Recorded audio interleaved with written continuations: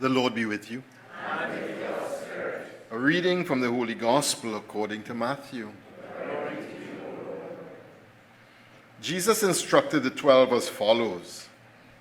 Anyone who prefers father or mother to me is not worthy of me. Anyone who prefers son or daughter to me is not worthy of me.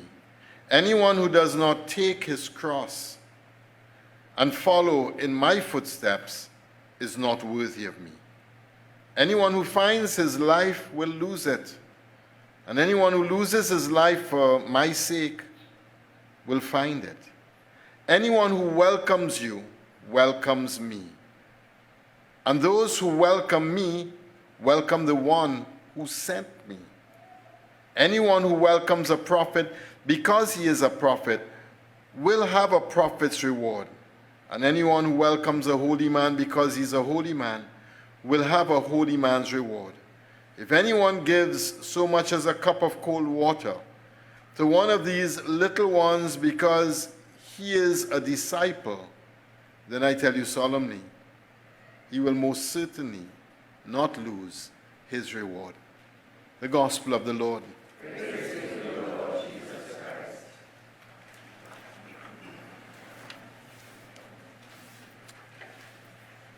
Our readings today are pointing to the whole theme of hospitality. And they're kind of a continuation of our last week's readings that spoke about the centrality of God in the midst of everything else in our life. In our first reading from Elijah, from the book of the Kings, about Elijah was passing along his way, and this lady noticed that he was passing.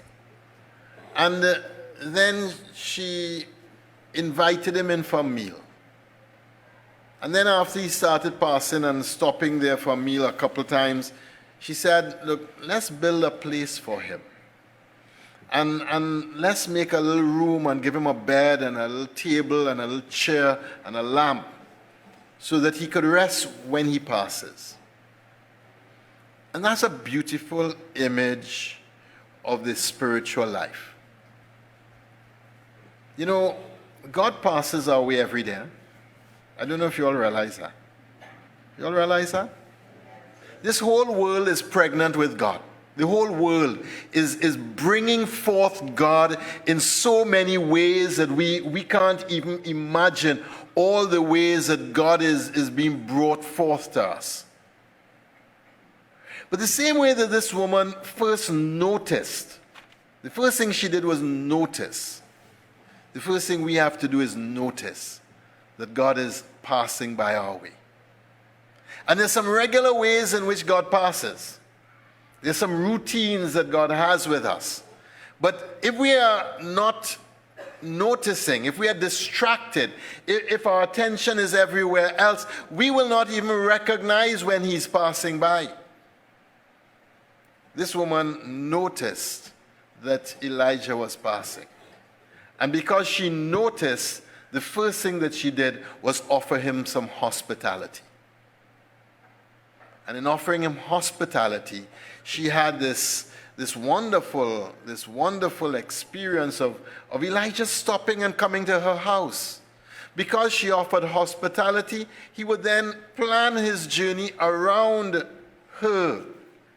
And it's the same thing with God, you know.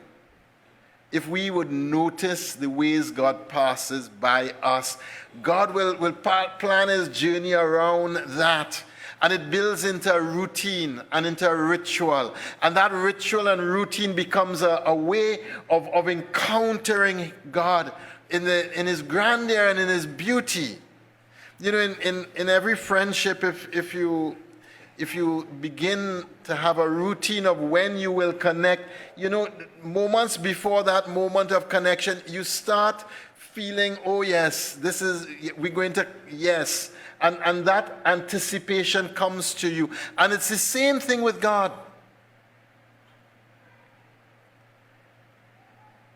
Not only do we need to notice God, we need to spend some time every day where we stop what we are doing to notice what God is doing in and through us. That's a time of prayer. And that stopping and that noticing, that putting aside that time for God is the beginning of the relationship.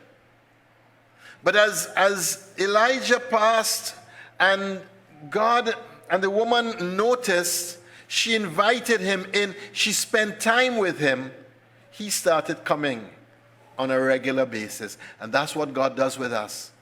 If we put aside the time, God comes to us in ways like we can't even begin to understand. And not only then does she put aside time on a regular basis to prepare a meal for Elijah and his disciples as they're passing by, then she decides, you know what, let me build a little room for him. Oh boy. Let me build a little room for him. Not just put aside time, but let me create a space. You know, my grandmother had a chapel. I'm sure your grandmothers had chapels.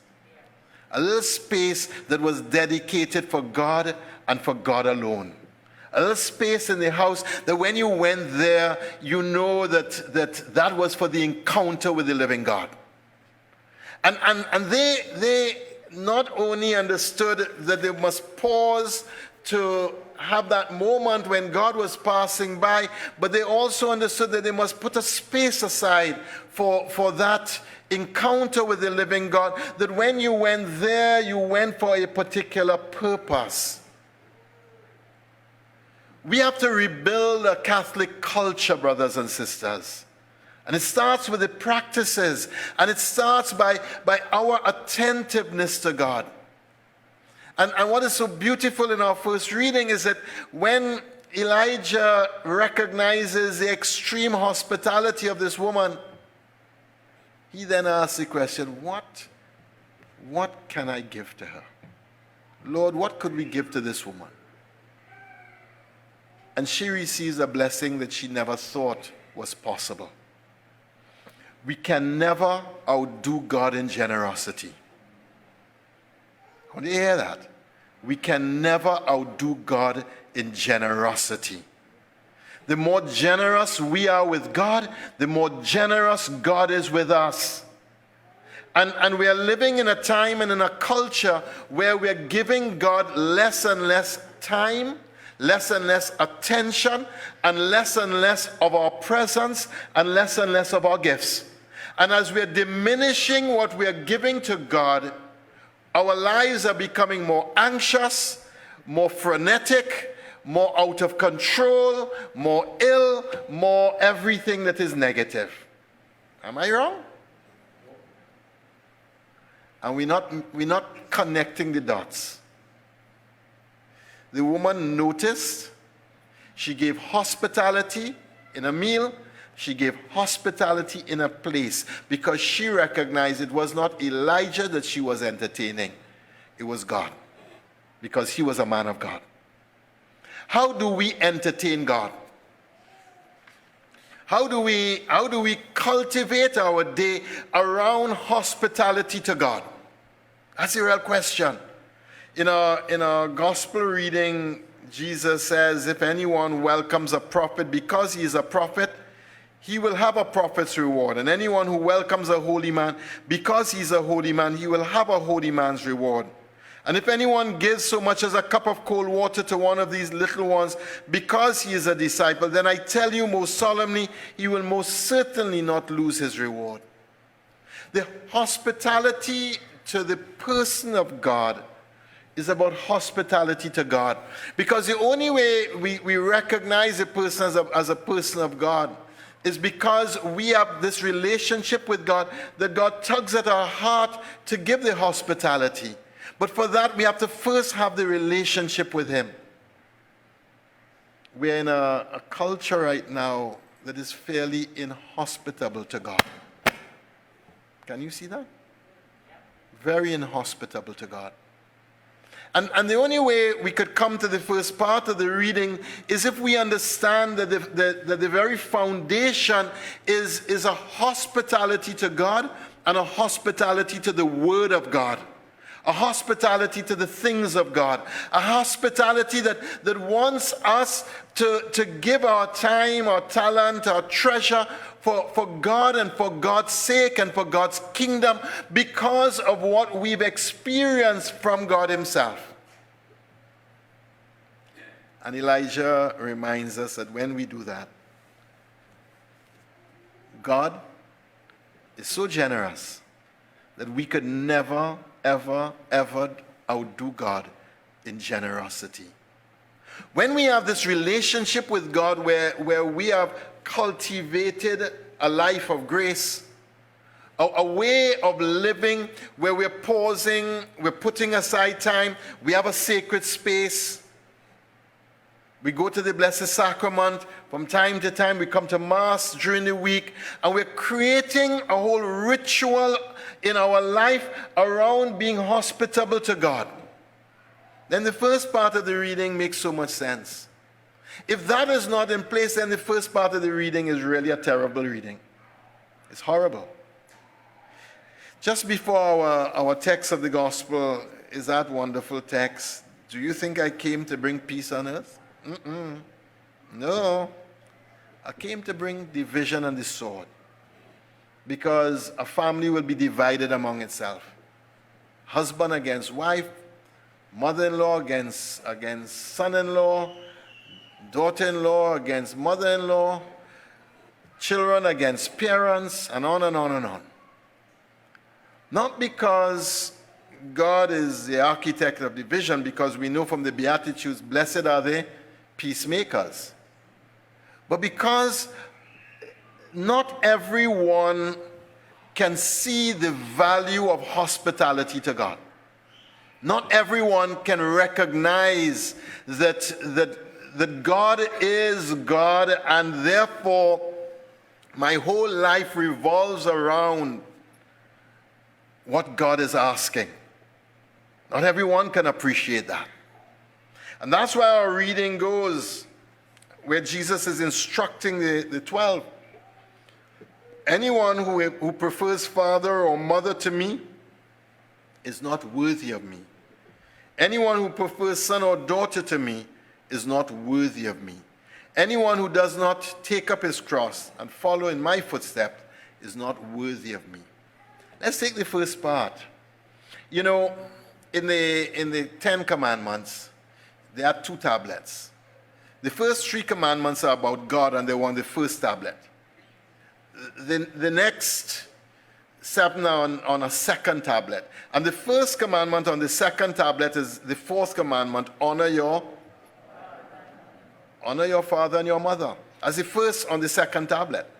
And so honoring your parents is really at the top of this second set of commandments. And the second set of commandments all have to do with loving of your neighbor. The first one is loving of God, and the second one is what is required in loving of your neighbor. And the top of the list of loving of your neighbor is honoring your mother and your father. So far, so good? Every Jewish person would have understood that the honor that you give to your parents is paramount in everything in your life. They would have understood that. And Jesus says, anyone who prefers mother and father to me is not worthy of me. This would be scandalous to a Jewish person. Scandalous because Jesus is seeming to invert a social order that was well established. But it would be more scandalous than that. The real scandal here is that the only one that you can prefer to mother or father is God himself. And what Jesus is claiming here is that I am God. He's putting himself in the place of God. Because the first commandment is love the Lord your God with everything. And every good Jew would have recited the Shema Israel several times a day. Hear, O Israel, the Lord your God is one. You must love the Lord your God with all your heart, with all your mind, and all your strength. What Jesus is saying in this instruction to his disciples is the reverence and the honor and the love and the hospitality that you give to God, you give that to me.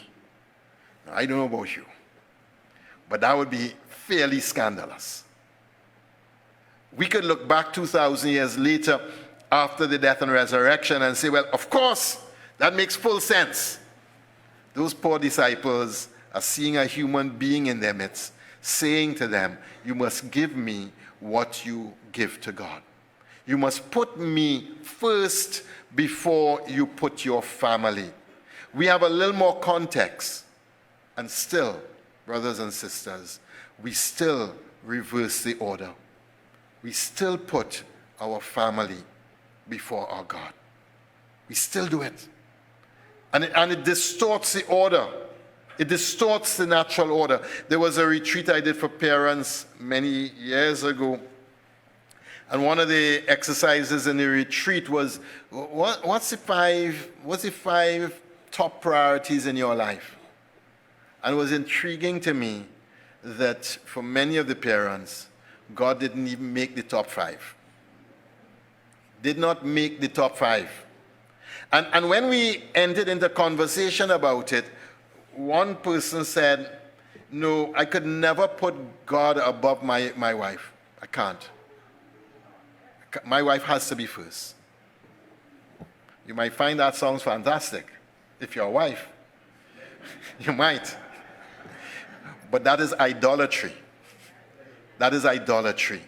And that's how the value system gets distorted. Because no one, and nothing could stand the weight of being the very center of our value system, of our universe, and of everything that exists. Nothing that is created could ever take the place of the Creator. That is idolatry, and that's a violation of the first commandment. And we're living in a society where the violation of the first commandment happens so easily and so often that we don't even see it anymore when we are violating the first commandment. When we are moving God from center stage and putting all kinds of other things in its place. But that's why I started with hospitality to God. Because if we only notice God, if we only stop and share the meal with him, that's you, Chris, by the way. Just stop and share the meal with him.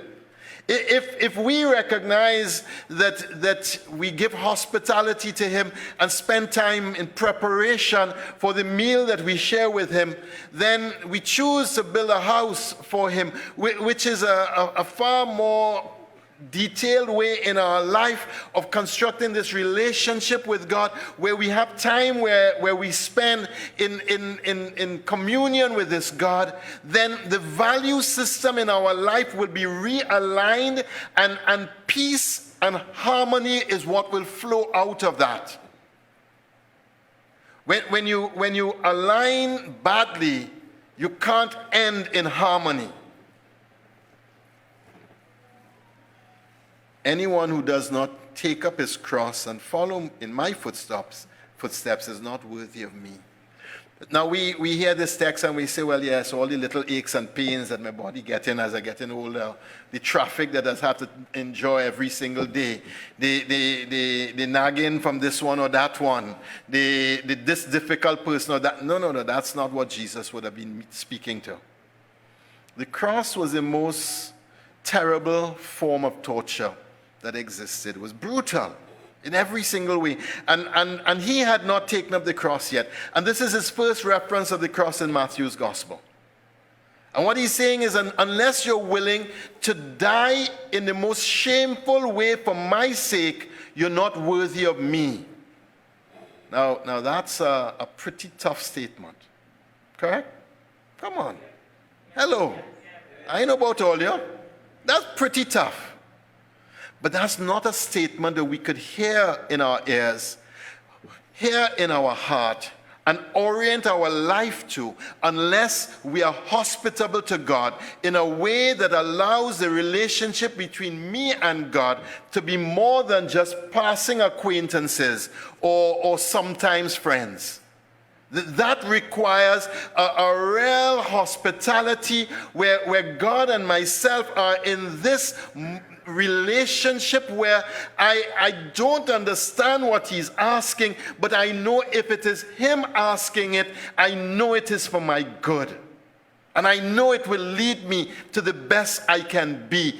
That I can't see it, but I could believe it because I could believe him, because I've given him that hospitality in my heart.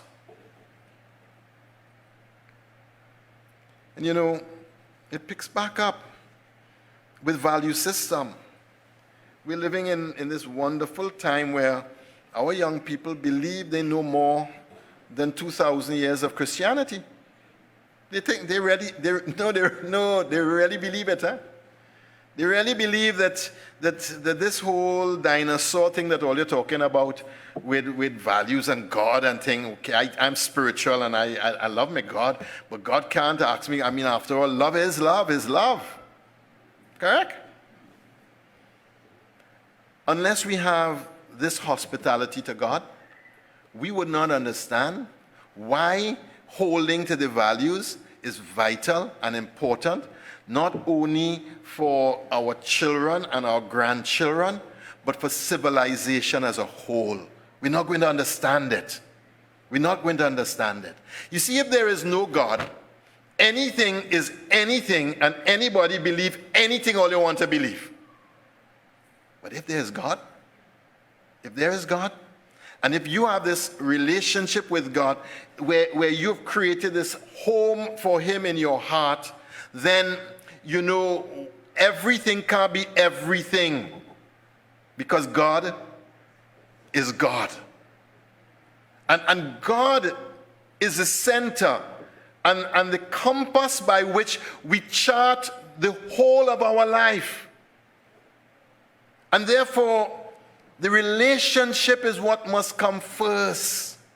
Then living the values, being willing to suffer, being willing to be ridiculed for his sake, having to be exposed or taking up a cross and be ridiculed by our friends or family or whoever else is secondary, because what is more important is us living true with him, because he is the North Star.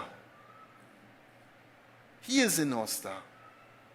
We're living in a time where everybody thinks that they have the value system and that they could invent values as they want and when they want. And it ain't working. Watch around. It is not working. We have to have hospitality. You know what Jesus says in John's Gospel? If you keep my word, the Father, the Spirit, and myself, we will come to you and we will live in you. In other words, you would make a home for us in your heart. If you keep my word, the Father, the Son, and the Holy Spirit, we will come to you. We will make a home in you. The making of the home, the ultimate hospitality that we offer to God, is when God chooses to make his home inside of us.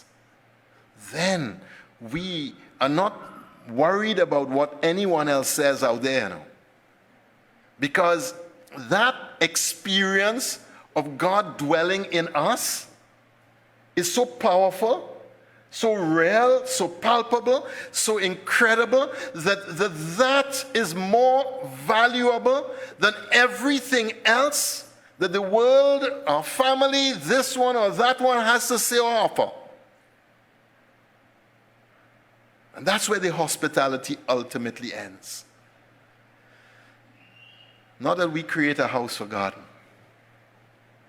but God creates a house inside of us. And then the Holy Trinity, who created the heavens and the earth and everything there is, comes and dwells in us. Amen.